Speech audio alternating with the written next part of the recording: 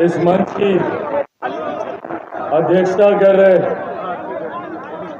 मेरे बहुत पुराने साथी, मेरे भाई समान, और जिन्होंने हर विपरीत परिस्थिति में व्यक्तिगत तौर पर मजबूत साथ देने का काम किया, इस मंच की अध्यक्षता कर रहे आदरणीय मिथिलेश तिवारी जी, मौजूद इस सम्मानित मंच पर इस मंच का संचालन कर रहे लाल सिंह जी, मौजूद इस सम्मानित मंच पर बिहार की पूर्व उप मुख्यमंत्री, मेरे लिए मेरी अभिभावक तुल्य, जिन्होंने हमेशा से मेरा उचित मार्गदर्शन करने का काम किया, आदरणीय रेणु देवी, मौजूद इस सम्मानित मंच पर माननीय सांसद, मेरे पुनः अभिभावक तुल्य श्री जनार्दन सिंह सिग्रीवाल जी, मौजूद इस सम्मानित मंच पर कहीं ना कहीं शक्ति भी वही आपको देते हैं। मुझे शक्ति मेरे पिता से मिली, मुझे पूरी उम्मीद है, पूरा विश्वास है, सुभाष जी जहां कहीं पर भी होंगे वो अपनी पूरी शक्ति, अपनी पूरी ताकत मेरी बहन को दे रहे हैं, और उन्हीं की वजह से आज वो इस मंच पे इतनी मजबूती से, इतनी विपरीत परिस्थितियों के बाद भी वो खड़ी हो पाई है। ये सहज परिस्थिति नहीं होती, ये आसान परिस्थिति नहीं होती, जहां एक तरफ उनकी यादें अभी तक दिमाग में ताजा हो और दूसरी तरफ जनता के लिए आप लड़ाई लड़ रहे हैं। क्या जरूरत है भैया किसी को भी ऐसी परिस्थिति में इस तरीके से रणभूमि में उतरने की? पर हम लोगों को अपने खोए हुए परिजनों के सपनों को पूरा करना। मैं समझ सकता हूं कि जो अधूरे काम सुभाष जी छोड़कर गए हैं उसको पूरा करने की जिद कुसुम जी के भीतर हो, मेरे भीतर वो जिद है, वो आग अभी तक मेरे भीतर ताजा है कि हर वो अधूरा कार्य, हर वो अधूरा सपना जो मेरे नेता, मेरे पिता आदरणीय रामविलास पासवान जी छोड़कर गए हैं, उनके सपनों को पूरा करूं। और उनके सपनों को अगर मैं नहीं पूरा करूंगा तो कौन पूरा करेगा? पर इस लड़ाई में यकीनन कई तरीके की बाधाएं आती हैं, कई तरीके की बातें आप लोग को सुननी पड़ती हैं। पिछला 2 साल मेरे लिए कोई आसान साल नहीं थे। पिछले 2 साल मेरे लिए मेरे जीवन के सबसे कठिन साल थे।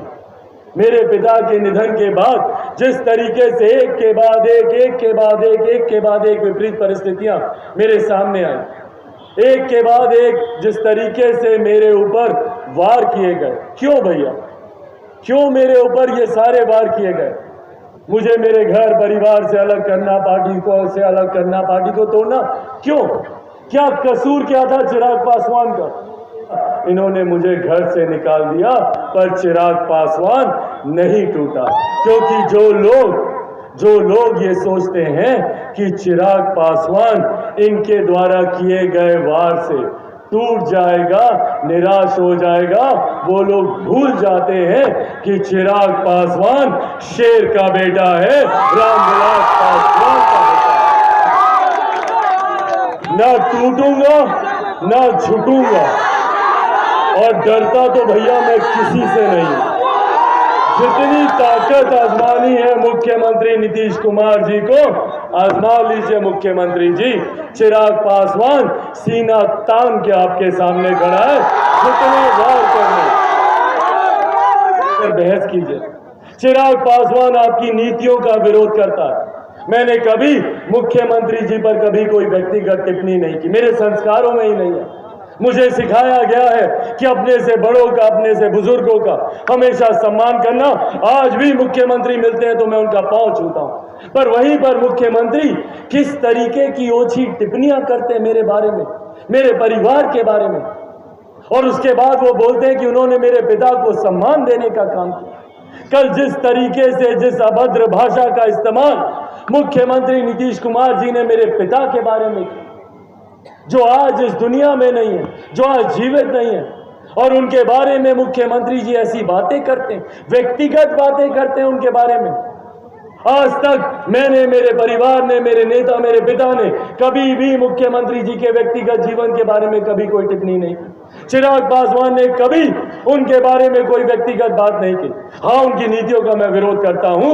मैं मानता हूं कि 7 निश्चय से कभी बिहार का विकास नहीं हो सकता।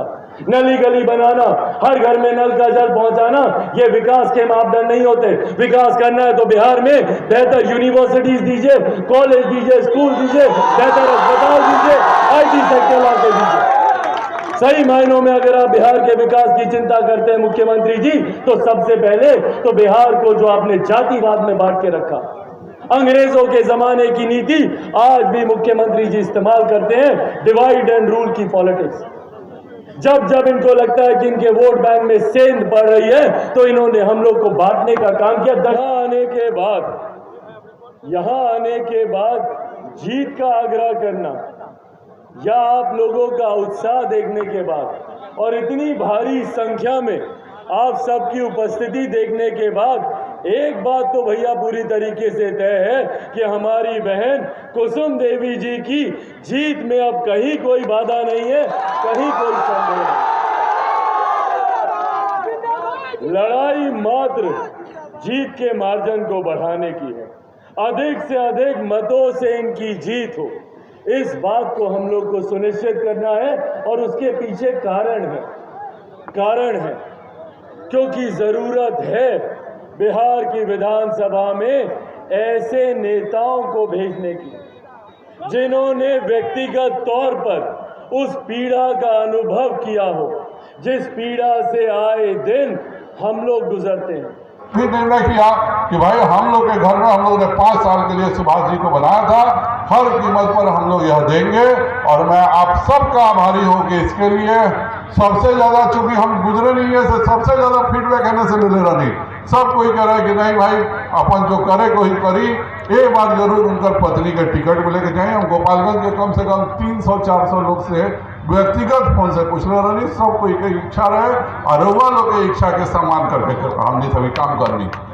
और अंतर भी बा 2005 में, 2005 से वो सांसद रहलन, आज तक कोई माई के लाल बोल देवे कि ओकर बाद कभी भी गोपालगंज विधानसभा हो चाहे नौतन विधानसभा हो, कभियो बांध टूटल हो तो कोई बोले कहियो बांध टूट जाला, लेकिन ई इलाका में ना टूटेला। काहे कि राउर विधायक जौन रहे वो ईमानदार विधायक रहे, वो ईमानदारी से राउर रक्षा करत रहे, ऐसे ना टूटत रहे। 2005 से पहले काहे टूट जाता रहे हर साल, इहो सोचे की जरूरत बा। और ये तो पुल बा, हमरो फायदा रहे।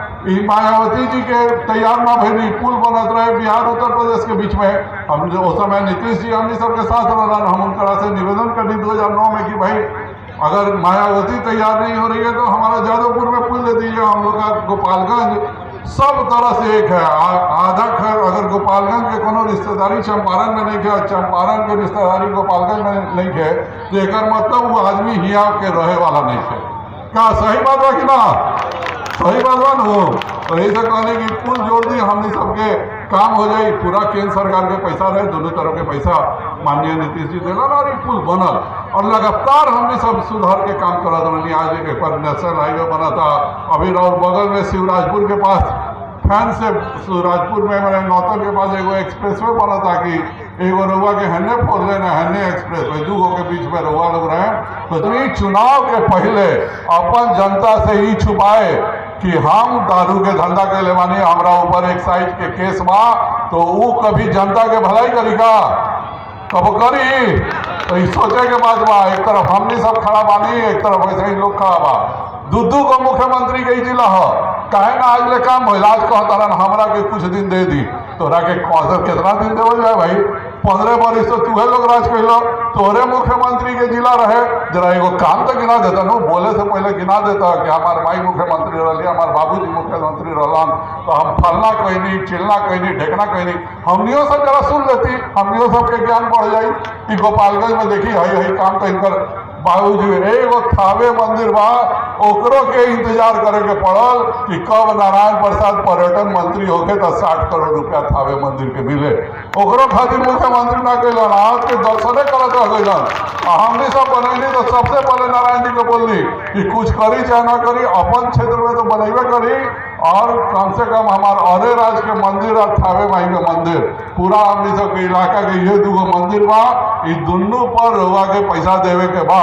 हम फक्र महसूस करेनी कि दुनू पर पैसा देवे के काम अगर कोई कलक तो भाजपा के नारायण प्रसाद जब औरे पड़ोसी नारायण प्रसाद पर्यटन मंत्री बोलन तब भाई। आया है त्योहारों का सीजन, खुशियां मनाएंगे तारा होंडा के संग। मात्र 9,999 रुपए देकर कोई भी मोटरसाइकिल लेकर जाएं और साथ में पाएं 3,000 रुपए का एसेसरीज, वो भी बिल्कुल मुफ्त। बिना चेक के भी फाइनेंस की है उत्तम व्यवस्था। Tara Honda, main road, Lakshmipur, Raxaul.